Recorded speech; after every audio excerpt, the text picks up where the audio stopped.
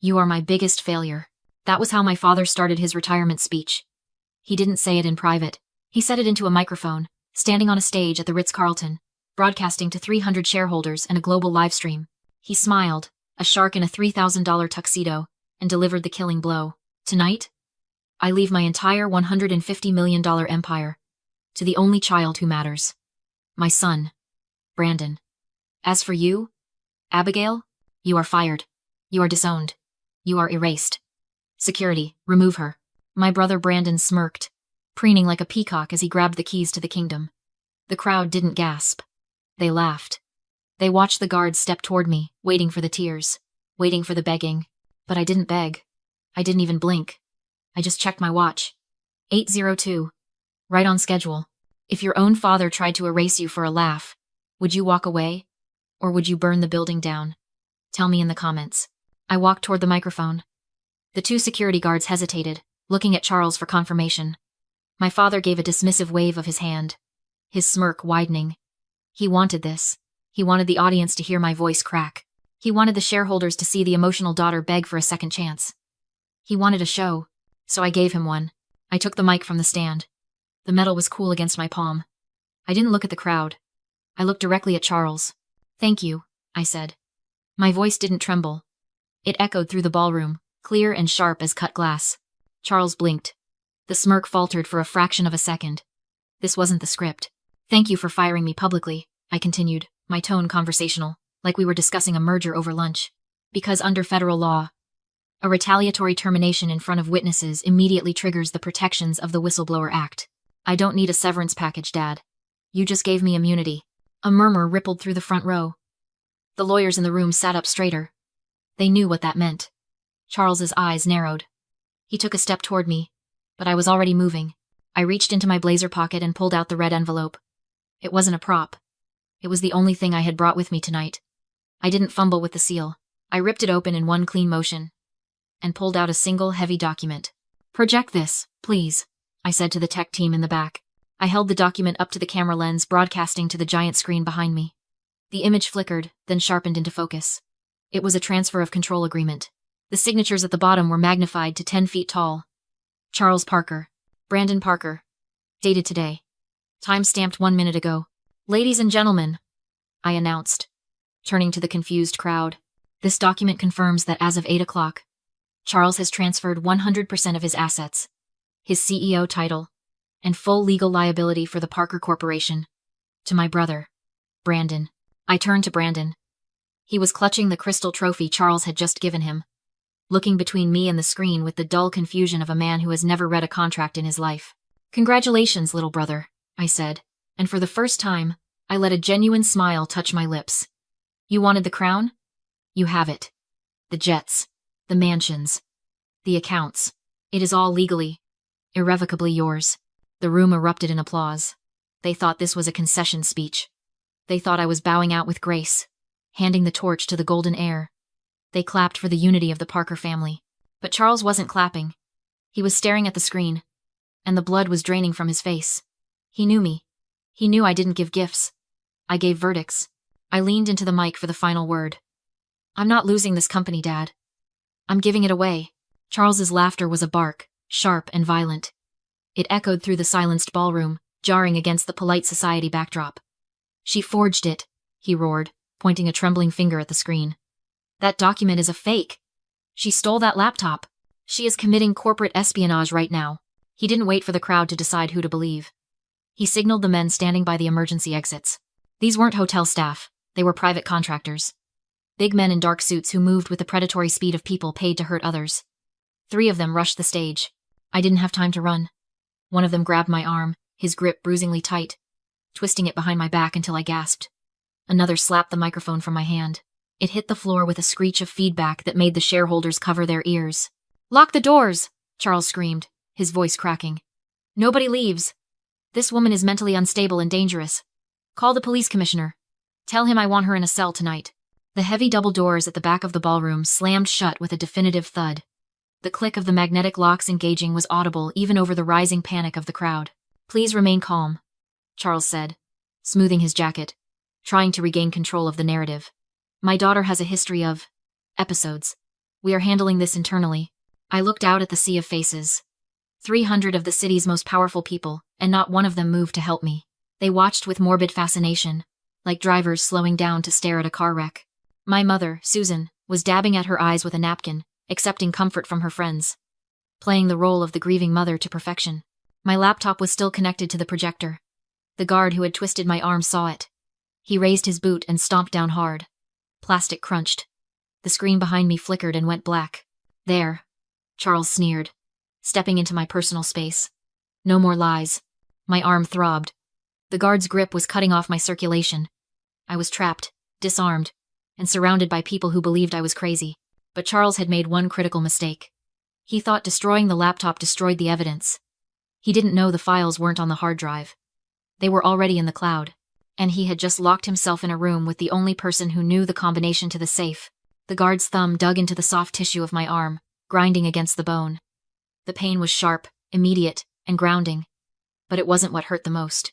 10 feet away, my mother, Susan, finally stood up. She smoothed the skirt of her Chanel dress and walked toward the stage. For a heartbeat, a foolish, childish part of me thought she was coming to stop this. To tell her husband that assaulting their daughter in front of 300 people was a line too far. She walked right past me. She didn't even blink. She went straight to Brandon, cooing over him, checking his suit for lint, whispering comforts to the 30-year-old man who had just been handed a kingdom he couldn't spell. I wasn't the black sheep of this family. That would have implied they noticed me enough to dislike me. I was the glass child. Transparent. Fragile. Something you look through to see the golden object behind it. For 29 years, I had been the utility. The fixer. The one who existed only when something was broken. I remembered the night Brandon crashed his Porsche into a parked car after a frat party. Dad didn't call the police. He called me. I was 22. Studying for the bar exam. I drove out in the rain, handled the tow truck, paid off the owner of the other car with cash Dad provided, and drove Brandon home while he vomited in my passenger seat. Dad never thanked me. He just asked if the press knew. I remembered the tax audit of 2018. Charles was in a panic, sweating through his silk sheets. He needed someone to structure the offshore accounts in the Caymans so the IRS wouldn't look too closely. He didn't hire an external firm. He used me. Abigail is good with details, he'd said to Mom over dinner. As if I were a useful appliance he'd bought on sale. They thought I was cleaning their messes because I was desperate for their love. They thought my silence was loyalty. They thought that because they couldn't see me, I couldn't see them. But that was their fatal error. Because I was invisible, they never lowered their voices around me.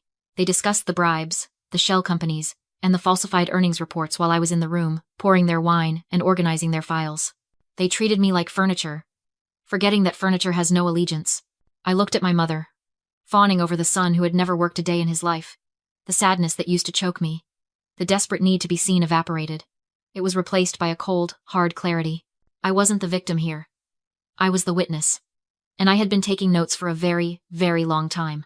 "Hey!" I shouted, my voice cutting through the noise of the panic. I yanked my arm, not enough to break free, but enough to make the guards stumble. I locked eyes with Brandon. "Did you read the indemnity clause, brother? Or were you too busy admiring your new title?" Brandon blinked, the haze of adrenaline and ego momentarily clearing. He looked down at the crystal trophy in his hands, then back at me. For the first time all night, he didn't look like a king. He looked like a child who had wandered into the middle of a highway. "What are you talking about?" he stammered, his voice barely audible, over the murmur of the crowd. I wrenched my arm again, forcing the guard to readjust his grip. I didn't care about the pain. I needed Brandon to hear this. I needed the room to hear this. "Think, Brandon," I shouted, my voice bouncing off the high ceilings. "Since when does Charles Parker give up power? Since when does he share the spotlight? He has spent 30 years micromanaging the coffee budget, and you think he just woke up this morning and decided to hand you an unqualified, unilateral transfer of total control?" Charles lunged forward, his face a mask of purple rage. "Shut her up!" he screamed at the guards. "Gag her if you have to." But the guards hesitated. The crowd was watching. Phones were recording. The violence of the moment had shifted from necessary security to assault, and even hired muscle has a limit when there are 300 witnesses. I used that second of hesitation to drive the dagger home.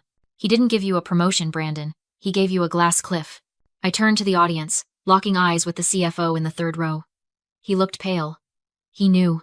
"The Parker Corporation isn't solvent," I announced, my voice steady and lethal.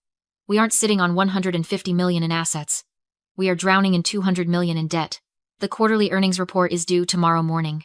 And when those numbers hit Wall Street, This stock is going to zero. The room gasped. A collective intake of breath that sucked the oxygen right out of the ballroom. That transfer isn't a gift, I said, looking back at my brother. It's a liability shield. Dad didn't want to be the CEO when the market opens tomorrow. He needed a patsy. He needed someone stupid enough to sign their name on the dotted line without reading the fine print. He needed you. Brandon looked at Charles. The adoration was gone, replaced by a dawning, sickly horror. Dad? He whispered. Is that true? Charles didn't answer him. He didn't even look at him. He looked at me with a hatred so pure it felt like heat radiating from a furnace. He stepped past Brandon, raised his hand, and struck me across the face. The sound was a crack, loud and sharp like a pistol shot. My head snapped back. I tasted copper. The room went dead silent. Charles stood over me, his chest heaving, his hand raised to strike again. But he had just made his second fatal mistake. He thought violence would assert his dominance. He didn't realize he had just confirmed everything I said. A man who is retiring in peace doesn't hit his daughter in front of his shareholders. A man who is terrified does. I spit blood onto the polished floor and looked up at him. I smiled. You shouldn't have done that, Charles, I whispered. Now nobody is looking at the door. Charles wiped his hand on a silk handkerchief, casually cleaning my blood from his knuckles. He didn't look like a man who had just assaulted his daughter. He looked like a CEO handling an unruly employee. Ladies and gentlemen, he announced, his voice smooth, practicing the lie in real time. I apologize for this display. As I said, Abigail has a history of instability, violent outbursts, delusions of persecution. He reached into his inner jacket pocket. For a second, the guards tensed, but he didn't pull out a weapon. He pulled out a folded piece of paper. It was yellowed at the edges. Old. This is a durable medical power of attorney, he said, holding it up like a holy relic. Abigail signed this when she was 18, granting me full authority over her medical decisions in the event of a psychological crisis. And I am declaring a crisis. I stared at the paper. I remembered the day I signed it.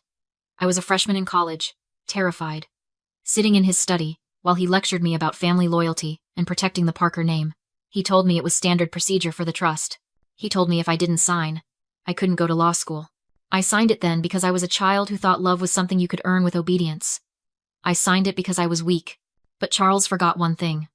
I hadn't revoked it. Not because I forgot, but because I knew he would use it. A trap only works if the animal walks into it willingly. She is a danger to herself and others, Charles proclaimed, gesturing to the shattered laptop and the stunned crowd. I am authorizing an immediate psychiatric hold. A low wail started in the distance, rising quickly to a scream. Sirens, not one or two. A fleet. The sound vibrated through the floorboards of the ballroom, rattling the crystal glasses on the tables. Blue and red lights flashed against the high windows, turning the diamond ballroom into a strobe-lit nightmare. Finally, Charles muttered. He looked at the guards. Open the doors. The magnetic locks disengaged with a heavy clack. The double doors burst open. A dozen uniformed officers marched in, boots striking marble in perfect sync. The crowd split instantly. Charles straightened his tie, calm returning to his face. He recognized the uniforms. He funded their galas. In his mind, this was his cavalry. He pointed at me. She's having a psychotic episode. Restrain her and take her to Street Jude's. The officers ignored him and advanced toward the stage. I stood bruised and shaken, exactly as he described me. The room watched with pity and disgust. Charles leaned in, smiling. You're nothing, Abigail. And now you disappear. He opened his arms to the officers. She's all yours. They didn't stop. They passed me. They stopped in front of Brandon. Brandon Parker, the lead officer said. Hands behind your back. The cuffs snapped shut as Brandon screamed. He was under arrest for securities, fraud, embezzlement, and falsifying federal filings. Charles froze. You're making a mistake. He's only been CEO for minutes. That's enough, I said calmly. The CEO is strictly liable. I took the microphone. By signing the papers, Brandon inherited the title and the crimes. $200 million in missing pension funds. Fraudulent filings. Full responsibility. Brandon sobbed. Charles backed toward the exit. The head of security blocked the door and flashed a DOJ badge. The FBI had been recording Charles for months, including his plan to frame his son. Charles didn't collapse. He raged, screaming orders at a world that no longer obeyed him as they dragged him away. The ballroom went silent. I dropped the microphone and walked out. Outside, I bought a $2 coffee and stood in the cold night air. I was disowned, unemployed, and headed for court. But for the first time in my life, the ledger was balanced. I wasn't the heir. I was free.